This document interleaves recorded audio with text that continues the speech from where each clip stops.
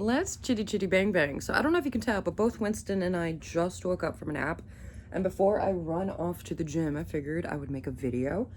But we are staying accountable to our goals, okay? We are going to the gym. We have been eating well and taking our supplements and drinking our water and all of that.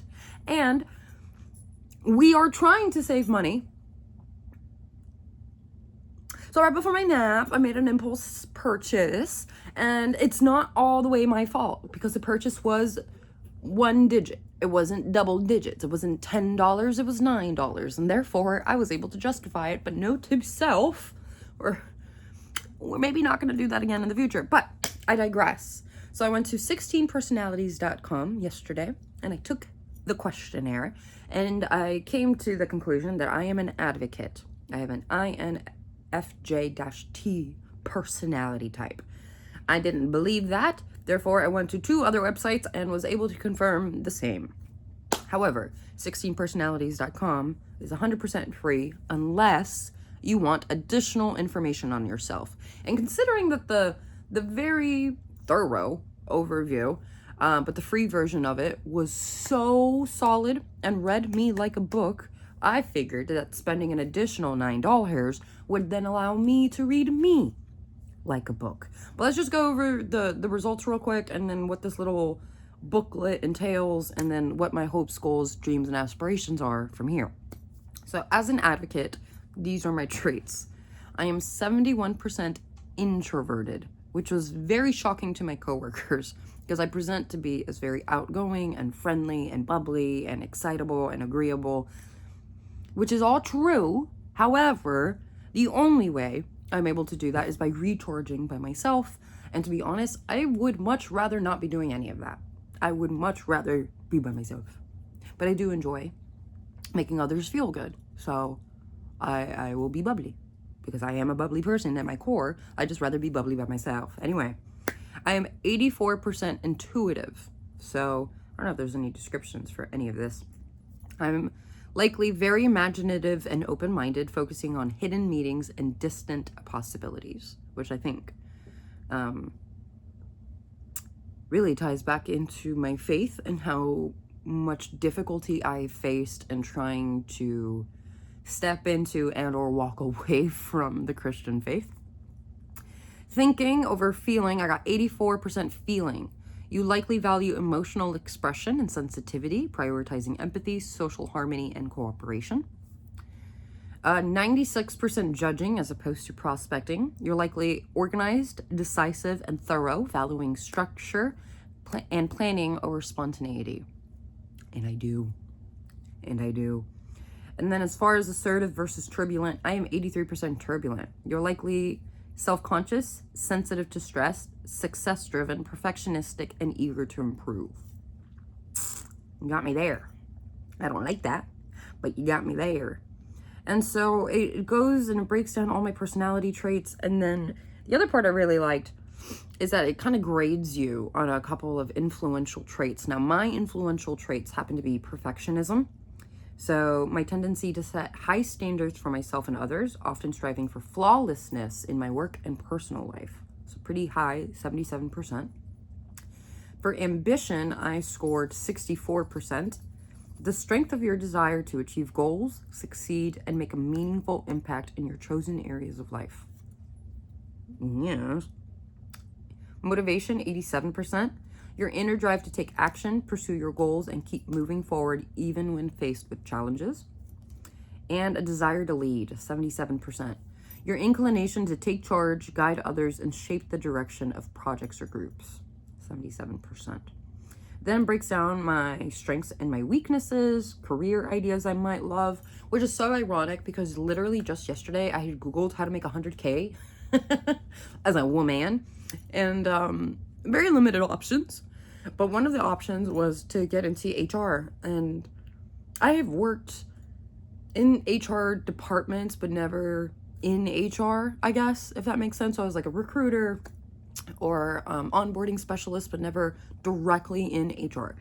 And I've always liked it in theory, and I feel like I would thrive in that kind of environment and all that good stuff. But going to school right now also sounds a little daunting, but different conversation, different day. Work styles that suit me, personal growth. Here's another rating. So more influential traits. Resilience, 60%.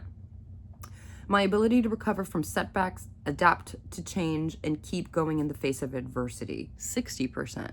Which honestly, this test, if anything, has like taught me to give myself more credit, because I used to say that I hate change and that I don't do well with change, and that I don't like adapting because I get so set in my ways, and I don't like it. But one of my best traits is how resilient I am. Credit where credit's due. Confidence, 67%. The level of trust you have in your own abilities, judgments, and worth. 67. I want to get my abilities up, because I do trust my judgment and I do trust my worth. It's my skills that I want to improve, and that way I can stand behind my skill set 100%. But there are still things that are either a work in progress or I haven't tackled on at all, and therefore I can't with my chest be like, oh, I'm good at those things. But that can be worked on. Use. Grit, I was shocked to see so low at 44%. Your perseverance and passion for long-term goals, even when progress is slow or obstacles arise. But when I think about getting out of debt, I feel like that is the most unreachable, unrealistic goal that I have. And I keep setting minor goals of like saving little bits of money here and there so that I can reach the big goal overall. But it's really discouraging, and it gets to a point where you think like, what's the point? And then I self-sabotage, but I do end up getting back on track. So my resilience is high. It's just the grit. If I can just stop thinking to myself, what's the point? Then my grit percentage might get a little higher. And then sense of control ranked at 74%. How much you feel you can influence the events and outcomes in your life rather than feeling at the mercy of external forces. I wonder if that would have ranked lower like 3 months ago if I had taken this while I was still trying my absolute best to believe in God. But let me see. Ooh, more traits. Influential traits in regards to my relationships. No surprise to me, authenticity ranks at 90% importance. Your tendency to be true to yourself, your values, and your beliefs, even when it might be easier to conform. I will not conform. I do not do that. I do not like that. It makes me feel icky. So disgusting. Will always be authentic. So sorry. Loyalty. 50%. The strength of your commitment and faithfulness to people, ideas, or causes that are important to you. To be fair, my loyalty is 50-50. Either you have my loyalty or you don't. But I don't think that's... I'm supposed to interpret the numbers. But it is very accurate. Altruism. 67%. Your inclination to put others' needs before your own and act selflessly for the greater good. I will sacrifice myself a lot of the times if it means that the majority of people get to eat. When it becomes an abuse of kindness, that's when I step in. And emotional intelligence, 74%. Your ability to recognize, understand, and manage your own emotions, as well to perceive and influence the emotions of others. Honestly, I'm pretty sure that rated me at the same rate that the Emotional Intelligence 2.0 questionnaire rated me at. Which, funny enough, what is my emotional intelligence? Just so we have something...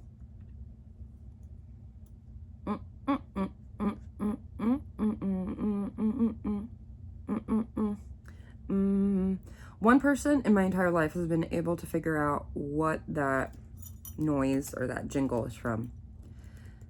Two people. One time when I was working at McDonald's, one time a couple of months ago by a little kid going to college. Dun dun dun dun dun dun dun dun dun dun dun dun dun dun dun da da da da da da da da. 73 overall emotional intelligence score, and the 16personalities.com gave me 74. I am 3/4 emotionally intelligent.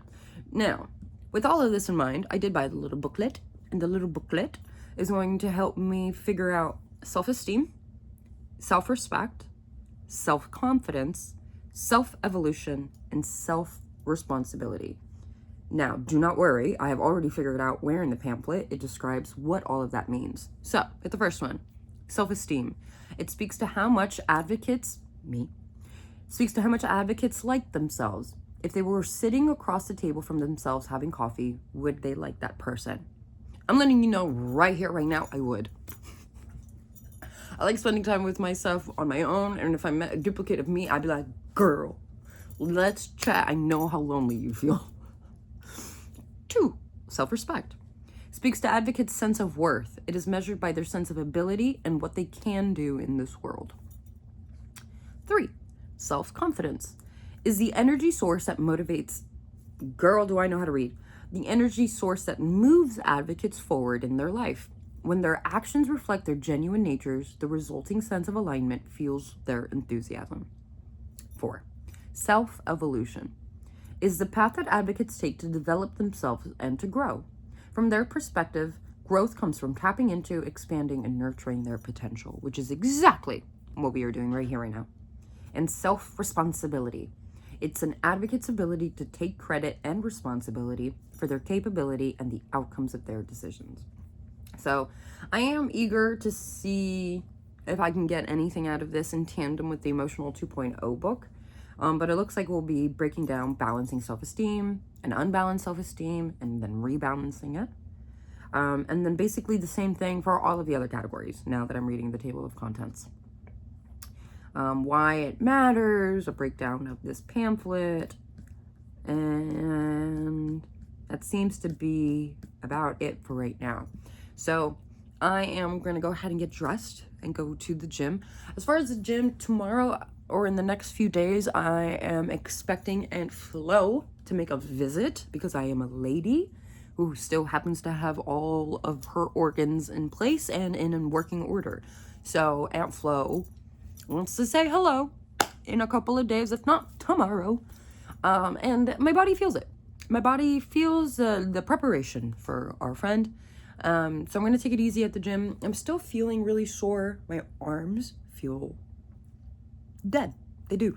My legs still feel tight, but nowhere nearly as bad as yesterday. Yesterday felt like I was walking on 2 peg legs. Just 2 stiff legs that could not bend in any which way. Today I can at least bend them. It just brings me a fair amount of discomfort. So I'm thinking I can just do cardio, some stretching, some sauna, and then head home. And I already meal prepped, unlike yesterday. So we will be prepared. I do have to go to work tomorrow at 5 in la puta mañana. So an early night. So I think this will be my first and only update for the day. But I really appreciate you guys watching. It has been very motivating. And I have to admit, being accountable to a bunch of strangers on the internet is unfortunately working out in my favor because I do feel responsible to tell you guys that I'm working out and eating right and saving my monies. And if I don't do that, I feel like I let a bunch of strangers on the internet down. And a bunch of my haters. Because I know you guys be watching me the most. But, and I can't prove they're haters, right? That goes against my 90% authenticity. Disgusting. Anyway, guys, I'm going to go ahead and get ready. I'm going to let Winston be a baby. He's already taking a nap again. My God. And if you like this video at all, please make sure that you like, comment, subscribe, all of that good jazz. Know that I love you with all of my heart, and I will catch you in the next video. Mwah.